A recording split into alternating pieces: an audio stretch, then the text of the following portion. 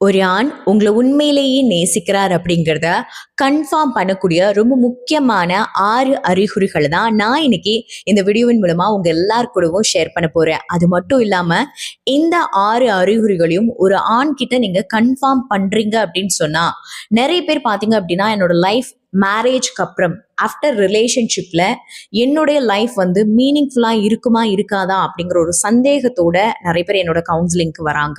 So இந்த சந்தேகம் இருக்கு அப்படின்னா இந்த 6 அறிகுறிகள்ல ஏதாவது 5 அறிகுறி உங்களோட பார்ட்னர் கிட்ட உங்களால பார்க்க முடிஞ்சுது அப்படின்னா கூட உங்க லைஃப் ரொம்பவுமே மீனிங்ஃபுல்லா இருக்கும். அது மட்டும் இல்லாம நிறைய பேர் என்னோட பார்ட்னர் கிட்ட நான் சேஃபா இருக்கணும், நான் சேஃபா ஃபீல் பண்ணணும் அப்படின்னு நினைப்பாங்க.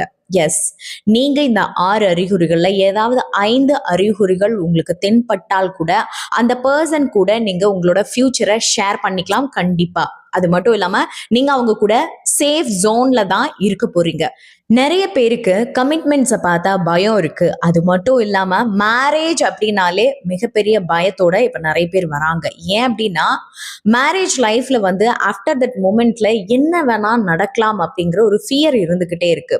ஸோ இந்த 6 அறிகுறிகளும் உங்களுக்கு உங்க பார்ட்னர் கிட்ட உங்களால பார்க்க முடியுது அப்படின்னு சொன்னா நீங்க நிச்சயமா ஆஃப்டர் மேரேஜ்ல ஹாப்பியா தான் இருப்பீங்க அப்படிங்கிறத கன்ஃபார்ம் பண்ணிக்கலாம். இப்பெல்லாம் மேரேஜ் லைஃப் அப்படின்னாலே மன போராட்டங்களும் மன குழப்பத்தையும் நம்ம பார்ட்னர் நமக்கு உருவாக்கிடுவாங்களோ அப்படிங்கிற பயம் நிறைய பேர்கிட்ட என்னால பார்க்க முடியுது. என்னோட கவுன்சிலிங்லேயே நிறைய பேர் ஜாயின் பண்ணி எனக்கு மேரேஜ் ஃபிக்ஸ் ஆயிருக்கு, பட் எனக்கு பயமா இருக்கு, சுத்தி இருக்கிறவங்க எல்லாம் பார்க்கும்பொழுது எல்லாருமே மன உளைச்சல்ல வாழ்ந்துட்டு இருக்காங்க, அப்படி ஒரு லைஃப் தான் நானும் வாழ்ந்துருவணும்னு பயமா இருக்கு அப்படின்லாம் நிறைய பேர் புலம்புறது உண்டு. ஸோ இந்த 6 அறிகுறிகளும் ஒரு பர்சன் கிட்ட நீங்க பாக்குறீங்க அப்படின்னா அந்த பர்சன், அது ஒரு ஆணா இருக்கிற பட்சத்துல பாத்தீங்கன்னா அவங்க கிட்ட நீங்க சேஃப் ஜோன்ல தான் வாழ போறீங்க. அந்த பர்சன் பெர்ஃபெக்டான ஹஸ்பண்ட் மெட்டீரியலா இருக்கிறதுக்கு 100% சான்சஸ் இருக்கு. ஸோ இந்த பர்சனை நீங்க கண்ணை மூடிட்டு ஓகே பண்ணலாம். ஸோ இந்த வரிசையில் இருக்கக்கூடிய முதல் அறிகுறி என்ன அப்படின்னு சொன்னா, உங்க பார்ட்னர் உங்களோட ஃபியூச்சர் பார்ட்னரா இருக்கணும்னு நினைக்கக்கூடிய ஒரு பர்சன் உங்களை என்னைக்குமே குழப்பத்துக்குள்ள ஆளாக்கவே மாட்டாங்க. அதாவது உங்களுக்கு ஒரு பயம் அப்படிங்கிறது இருக்கவே இருக்காது. இப்போ சில பேர் பாத்தீங்கன்னா அவங்க லவ் பண்றாங்களா இல்ல நடிக்கிறாங்களா, இல்ல நம்ம முன்னாடி மட்டும் அவங்க நடிச்சுட்டு அந்த பக்கம் போய் வேற மாதிரி இருப்பாங்களா, ஒரு மாஸ்க் ஒன்று போட்டுட்டு நம்ம கிட்ட பழகுற மாதிரியே ஃபீல் பண்ணுவாங்க. அவங்க பக்கத்துல இருந்தாங்கன்னா ஓகே அப்படின்னு சொல்லி கம்ஃபர்டபுளா செக்யூரா ஃபீல் பண்ணுவாங்க. அவங்க ஒரு மணி நேரம் தள்ளி போயிட்டாங்க அப்படின்னு சொன்னா அவங்க தப்பு பண்றாங்களோ, அவங்க ஒருவேளை நம்ம கிட்ட நடிக்கிறாங்களோ, அவங்க ஒருவேளை லவ் பண்ற மாதிரி நடிச்சு நம்மளை ஏமாத்துறாங்களோ, ஒருவேளை ஃபியூச்சருக்கு நம்மளை கொண்டு போக மாட்டாங்களோ அப்படின்னு பயத்துக்குள்ளேயே வச்சிருப்பாங்க. சோ இந்த பயம் அப்படிங்கிறது நீங்க உங்க பார்ட்னர் கிட்ட கண்டிப்பா பார்க்கவே மாட்டீங்க. ஒருவேளை அப்படி பாத்தீங்கன்னா அந்த பர்சன் உங்களை நிச்சயமா ஏமாத்துவாங்க. அந்த பர்சன் நிச்சயமா உங்களை ஃபியூச்சருக்கு எடுத்துக்கிட்டே போக மாட்டாங்க அப்படின்னு தான் அர்த்தம். ஏன் அப்படின்னு சொன்னா கிளியரான பவுண்டரி. அதாவது சில பேர்லாம் பாத்தீங்கன்னா பேச்சுல வந்து நான் உன்னை எவ்வளவு லவ் பண்றேன் தெரியுமா அப்படின்லாம் சொல்லுவாங்க. ஆனா அவங்களோட பிஹேவியர்ஸ் பாத்தீங்க அப்படின்னு சொன்னா லவ் பண்ணவே இல்லையே, இதுவா லவ் பண்றவங்க பண்ற வேலை அப்படின்னு சொல்லி நம்மள ஃபீல் பண்ண வைப்பாங்க. ஆனா இந்த பர்சன் கிட்ட நீங்க அதை பார்க்கவே முடியாது. ஒருவேளை இதெல்லாம் பாத்தீங்கன்னா அந்த பர்சன் கிட்ட இருந்து விலகி வெளியில போயிடுங்க, அதுதான் உங்களுக்கு நல்லது. இல்ல அந்த பர்சன் கிட்ட அப்படி ஒரு குழப்பமே இல்லை அப்படின்னு சொன்னா அந்த பர்சன் தான் உங்களுக்கு சரியான பார்ட்னரா இருக்க முடியும். சிம்பிளா சொல்லணும் அப்படின்னா இந்த பர்சன் கிட்ட நீங்க இன்செக்யூரா ஃபீல் பண்ணவே மாட்டீங்க. கனவுல கூட அவங்க நமக்கு துரோகம் பண்ண மாட்டாங்க அப்படிங்கிறத நல்லா ஸ்ட்ராங்காவே உங்களால நம்ப முடியும். உங்களுடைய இன்ட்யூஷன் பயங்கரமா அவங்கள பிலீவ் பண்ணும். அவங்க எவ்வளவு தூரத்துக்கு அந்தாண்ட போயிருந்தா கூட நீங்க ரொம்ப அளவுக்கு அதிகமா நம்புவீங்க. உங்களுக்குள்ள தானாவே அந்த கான்பிடென்ட் இருக்கும். ஏன் அப்படின்னு சொன்னா அவங்க பேசுற அந்த கொஞ்ச நேரத்துக்குள்ளேயே உங்களுக்குள்ள வந்து ஒரு கான்பிடென்ட் வந்துடும். அவங்க பிஹேவ் பண்ற அந்த பிஹேவியரே பாத்தீங்க அப்படின்னா உங்களை உங்களுக்கு ப்ரையாரிட்டிஸ் கொடுக்கறத வந்து உங்களால ஃபீல் பண்ணிருக்க முடியும். சோ இந்த வரிசையில் இருக்கக்கூடிய இரண்டாவது அறிகுறி, ஒரு ஆண் உங்களை உண்மையிலேயே நேசிக்கிறார் அப்படிங்கிறத உணர்த்தக்கூடிய கன்ஃபார்ம் பண்ணக்கூடிய இரண்டாவது அறிகுறி என்ன அப்படின்னு சொன்னா, கஷ்டமான சூழ்நிலைகள்ல கூட உங்களை தான் அவங்க சூஸ் பண்ணுவாங்க. உங்ககிட்ட தான் அவங்களுடைய கஷ்டங்களை ஷேர் பண்ணணும் அப்படின்னு அவங்களுக்கு தோணும். இது என்ன சிம்பிளான விஷயம் தானே அப்படின்னு நினைக்கிறீங்களா? இதுக்குள்ள மறைஞ்சிருக்கக்கூடிய டார்க் சைக்கலாஜிக்கல் ஃபேக்ட் என்ன அப்படின்னு சொன்னா, ஒரு ஆண் அப்படிங்கிறவங்க பாத்தீங்க அப்படின்னு சொன்னா ஈகோஸ்டிக்கா அதிக நேரங்கள் இருப்பாங்க. ஏன் அப்படின்னு சொன்னா நம்ம பார்ட்னர் கிட்ட நமக்கு வந்து செல்ஃப் ரெஸ்பெக்ட் வேணும் அப்படின்னு நினைப்பாங்க.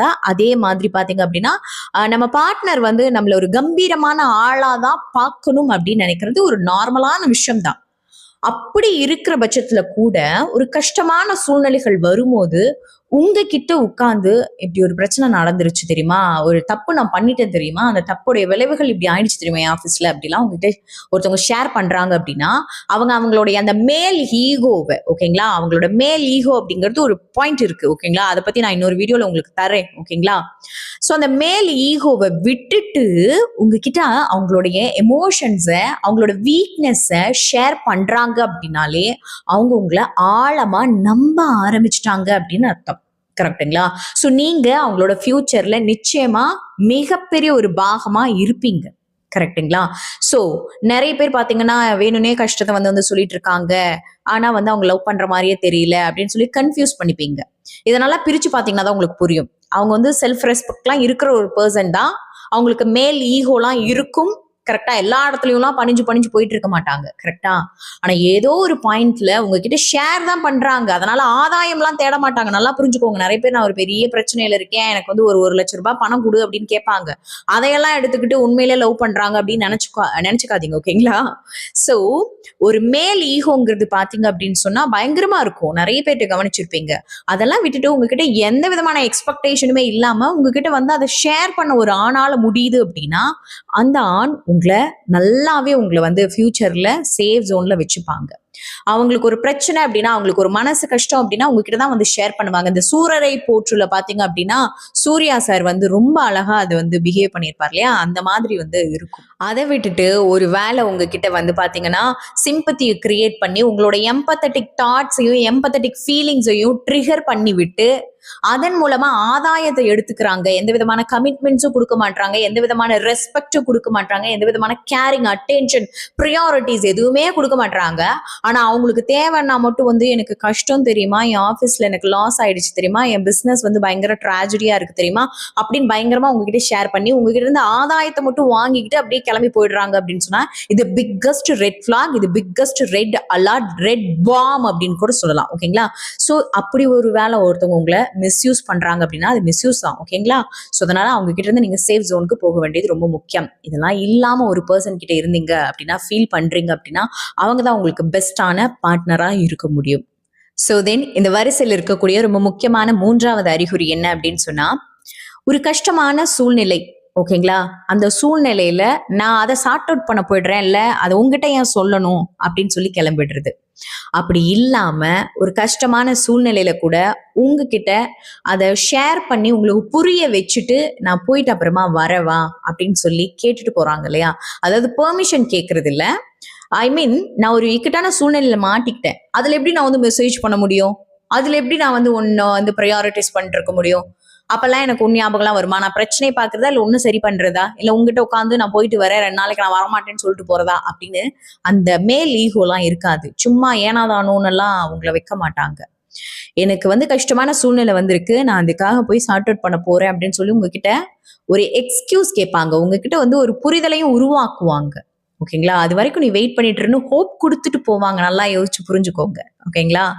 சோ நீ வெயிட் பண்ணிட்டு இருக்கவ, நீ வெயிட் பண்ணிட்டு இருப்ப, நீ வெயிட் பண்ணே ரொம்ப ஹர்ட் ஆயிடுவ அப்படிங்கிறதுக்காகவே இந்த விஷயத்த அவங்க பண்ணிட்டு போவாங்க. சோ இதுதான் ரொம்ப முக்கியமான ப்ரையாரிட்டிஸ். சோ இதை ஒரு ஆண் உங்களுக்காக பண்றாங்க அப்படின்னு சொன்னா அவங்க தான் ஒரு பெஸ்ட் பார்ட்னரா இருக்க முடியும். சோ இந்த வரிசையில் இருக்கக்கூடிய 4வது அறிகுறி, அவங்களுடைய எதிர்காலத்தை பத்தி அவங்க பிளான் பண்ணும் பொழுது அந்த பிளான்ல நீங்களும் இருப்பீங்க. அது அவங்களுடைய செயல்பாடுகள் மூலமா உங்களால கன்ஃபார்ம் பண்ண முடியும்.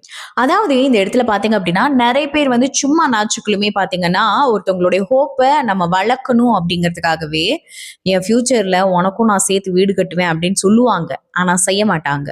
நம்ம 2 பேரும் சேர்ந்து வாழுவோம், நம்ம 2 பேரும் சேர்ந்து ஃபாரின் ட்ரிப் போலாம், பயங்கரமா நம்ம வந்து பயங்கரமா சந்தோஷமா இருக்கலாம் அப்படின்னு எல்லாம் சொல்லுவாங்க. ஆனா அது அவங்களுடைய செயல்பாடுகளால உங்களால பார்க்கவே முடியாது. என்னடா இவங்க நேத்துதான் வந்து 2 குழந்தை பெத்துக்கலாம்னு சொன்னாங்க, ஒரு வீடு கட்டலாம்னு சொன்னாங்க, எனக்காக வந்து எதோ சொன்னாங்க, ஆனா அவங்க செயல்பாடுகள் அப்படியே அகெயின்ஸ்டா இருக்கே அப்படின்னு நமக்கு ஃபீலிங் ஆகும். கரெக்டா? ஆனா இந்த பர்சன் அப்படியெல்லாம் இருக்க மாட்டாங்க. அவங்களுடைய செயல்கள் அதை நோக்கி தான் போயிட்டு இருக்கும். எதுக்கு ஏர்ன் பண்ற அப்படின்னு கேட்கும்போது, அப்பதானே நான் வந்து உனக்கு இது வாங்கி தர முடியும் அப்படின்னு சொல்லி அவங்களுடைய செயல்பாடுகள் இருந்துகிட்டே இருக்கும். அதை வாங்கவும் செய்வாங்க. உங்களுக்கு என்ன வேணுமோ அதை பண்ணவும் செய்வாங்க. கரெக்டுங்களா? அவங்களுக்கு ஃபியூச்சர் பத்தின தாட்ஸ் இருக்குன்னு அர்த்தம். அந்த ஃபியூச்சர்ல நீங்களும் இருக்கீங்கிறதுக்காகவே அவங்க எஃபோர்ட் போட்டுட்டு இருக்காங்கன்னு அர்த்தம். அதை விட்டுட்டு நம்ம ஃபியூச்சர்ல வந்து 2 பேரும் வேர்ல்ட் ட்ரிப் போலாம் அப்படின்னு சொல்லுவாங்க. பட் அதுக்கான எந்த ஸ்டெப் எடுத்திருக்க மாட்டாங்க. உங்களை மனசுக்குள்ள வந்து பயங்கரமா ப்ரௌடா ஃபீல் பண்ண வச்சு அந்த கணத்துல வந்து லவ் பாம்பிங் பண்ணி உங்களை இழுக்கிறது. ஆனா அதற்கு பிறகு பாத்தீங்கன்னா அவங்க யாரோ நீங்க யாரோங்கிற மாதிரி அவங்க ட்ரீட் பண்ணுவாங்க. அண்ட் வந்து அதுக்காக எந்த விதமான முயற்சியும் எடுத்துக்க மாட்டாங்க. ஸோ இந்த மாதிரி ஒரு பர்சன் கிட்ட இருந்தீங்கன்னா அது வந்து மிகப்பெரிய ரெட் ஃபிளாக். ஒரு வேளை அந்த பர்சன் இப்படி இல்லாம அவங்க உங்களுடைய ஃபியூச்சருக்காக உங்களுடைய 2 பேருடைய வாழ்வாதாரத்துக்காக ஸ்டெப்ஸ் எடுக்கிறாங்க, அதை நீங்க ஃபீல் பண்றீங்க, பார்த்துருக்கீங்க அப்படின்னா அவங்க தான் பெஸ்ட் பார்ட்னரா உங்களுக்கு இருக்க முடியும். ஸோ இந்த வரிசையில் இருக்கக்கூடிய 5வது அறிகுறி, ஒரு ஆண் உங்களை உண்மையிலேயே நேசிக்கிறார், அவர் கூட நீங்க சேஃப் ஜோன்ல இருக்க முடியும், ஒரு ஹெல்தியான ரிலேஷன்ஷிப் அவர் கூட வாழ முடியும் அப்படிங்கிறது உணர்த்தக்கூடிய 5வது அறிகுறி என்ன அப்படின்னா, உங்க மனச எப்பவுமே எல்லா சூழ்நிலையிலுமே அமைதியோடு இருக்கணும்னு உங்க பார்ட்னர் உங்களுக்காக எஃபோர்ட் போடுவாங்க. உங்க மன அமைதி, உங்களுடைய மென்டல் பீஸ் தான் உங்க பார்ட்னருக்கு இம்பார்ட்டன்டாவே தெரியும்.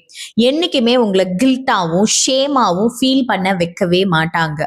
சில பேர்லாம் பாத்தீங்க அப்படின்னா, நான் இதை ரீசெண்ட் டேஸ்ல என்னோட கவுன்சிலிங்ல நிறைய பேர்கிட்ட பாக்குறேன். என்ன அப்படின்னா, அவங்கள வந்து ஷேமா ஃபீல் பண்ண வச்சுடுறது. என்னது இது இப்படி இருக்கு, என்ன நீ இப்படி இருக்க அப்படிலாம் சொல்லி ஷேமா ஃபீல் பண்ண வச்சிருவாங்க. இல்ல நீ இவ்வளவுதான் படிச்சிருக்கியா, என்ன நீ படிச்சுட்டு இருக்க தற்குறி மாதிரி அப்படின்னு சொல்லி ஏதாவது ஒரு வேர்டை வந்து தூக்கி போட்டுருவாங்க. அவங்களுக்கு ஒரே ஷேமாவும் ஒரு மாதிரி ஏதோ ஒரு ஃபீலிங் வந்து உருவாயிடும். ஸோ அதனாலயா அவங்க முன்னாடி நம்ம வந்து ப்ரௌடா இருக்கணுங்கிறதுக்காக பயங்கரமா தேவையில்லாத எஃபோர்ட்ஸ் எல்லாம் எடுத்துட்டு இருப்பாங்க. அதனால நேர விரயமாகும், மனக்குழப்பம் உருவாகும், இன்ஃபீரியாரிட்டி காம்ப்ளெக்ஸ் உருவாயிட்டே இருக்கும். அடுத்தது கில்ட் ஃபீலிங், கில்ட் ட்ரிப் பண்ணி விடுறது. பாத்தீங்க அப்படின்னு சொன்னா, நீ வந்து நேத்து பண்ணது ரொம்ப பெரிய தப்பு தெரியுமா, யாராவது ஒருத்தவங்க ஒரு கதை வந்து சொல்றாங்கன்னு வச்சுக்கோங்களேன், எங்க வீட்டுல என்ன ஆயிடுச்சு தெரியுமா, இப்படி ஆயிடுச்சு அப்படி ஆயிடுச்சுன்னு ஒருத்தவங்க வந்து கதை சொல்றாங்க அப்படின்னு சொன்னா, அது வந்து ஜட்ஜ் பண்றது அண்ட் நீ பண்ணதான் தப்புன்னு சொல்லி உங்க மேலேயே கில்ட் ஆக்கி விடுறது, உன்னால நான் பாதிக்கப்பட்டிருக்கேன் அப்படின்னு சொல்றது, இந்த மாதிரி அப்படியே வந்து அவங்களோட ஃபீலிங்ஸை வந்து டேமேஜ் பண்ற மாதிரி ரியாக்ட் பண்றது. ஸோ இந்த மாதிரி கில்ட் ட்ரிப் அப்படிங்கிறது ஒரு ஹெல்தியான பார்ட்னர் பண்ணவே மாட்டாங்க. ஸோ ஒருவேளை இப்படியெல்லாம் ஒரு பார்ட்னர் பண்ணிட்டு இருக்காங்கன்னா அவங்க ஒரு பிக்கஸ்ட் ரெட் ஃபிளாக். அவங்க கிட்ட இருந்து ஒதுங்கி போயிடுங்க. ஒருவேளை அது எப்பயாச்சும் தான் பண்றாங்க, அல்ல அவங்களுக்கு தெரியாம வந்துருச்சு அப்படின்னா அதையெல்லாம் நீங்க ரெட் ஃபிளாக்னு எடுத்துக்க கூடாது. ஓகேங்களா? ஸோ ஒரு பர்சன் உங்களை கில்ட்டா ஃபீல் பண்ண வைக்காம, ஷேமா ஃபீல் பண்ண வைக்காம ஒருத்தங்க இருக்கிறாங்க அப்படின்னு சொன்னா அவங்க கூட நீங்க ஹெல்தியா சூப்பரா சந்தோஷமா வாழ முடியும்.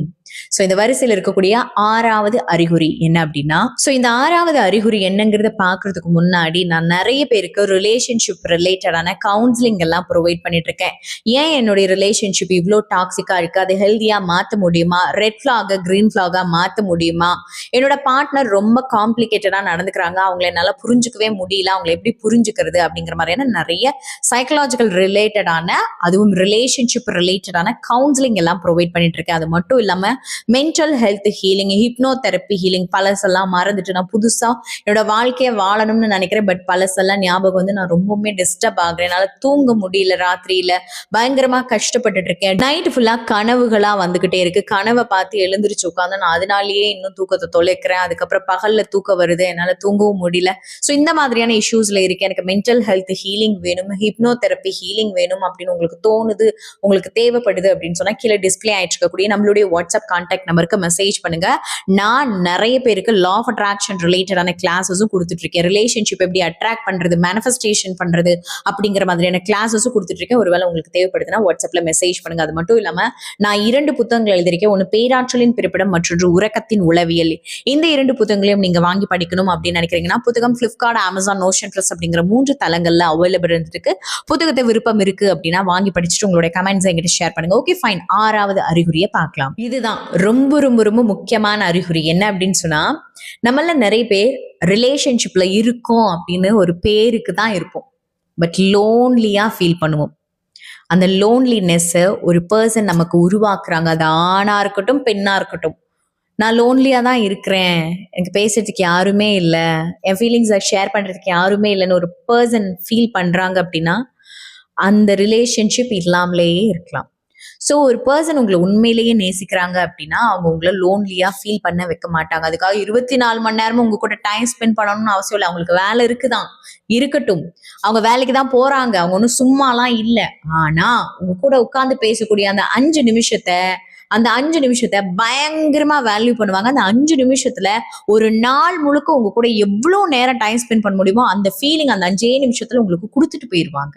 புரியுதுங்களா?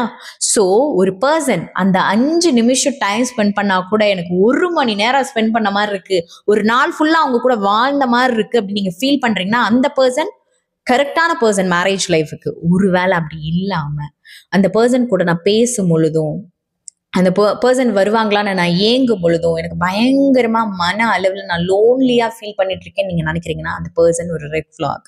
ஸோ அந்த ரிலேஷன்ஷிப்ல நீங்க இல்லாம இருக்கிறதே ஹெல்தியானது.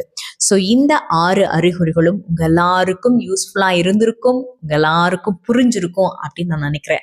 வேற ஏதாவது டவுட் இருக்கு அப்படின்னு சொன்னா கீழே கமெண்ட் பாக்ஸ்ல எங்கிட்ட கேளுங்க. அல்லது எங்கிட்ட பர்சனல் லைஃப் கோச்சிங் எடுத்துக்கணும், அல்லது லா ஆஃப் அட்ராக்ஷன் ரிலேட்டடான கிளாஸஸ்ல ஜாயின் பண்ணணும், அல்லது சைக்கலாஜிக்கல் ரீதியான ரிலேஷன்ஷிப் ரிலேட்டடான கவுன்சிலிங்ல ஜாயின் பண்ணணும் உங்களுக்கு தோணுது, விருப்பம் இருக்குன்னா வாட்ஸ்அப்ல மெசேஜ் பண்ணுங்க. நம்மளுடைய கிளாஸஸ் அண்ட் கவுன்சிலிங் இது எல்லாமே பர்சனல் ஃபோன் காலில் தான் நடக்கும். யாருக்கும் குரூப் போட்டு வச்சுட்டு ரேண்டமா ஒரு மெத்தட்லாம் நான் ப்ரொவைட் பண்ண மாட்டேன்.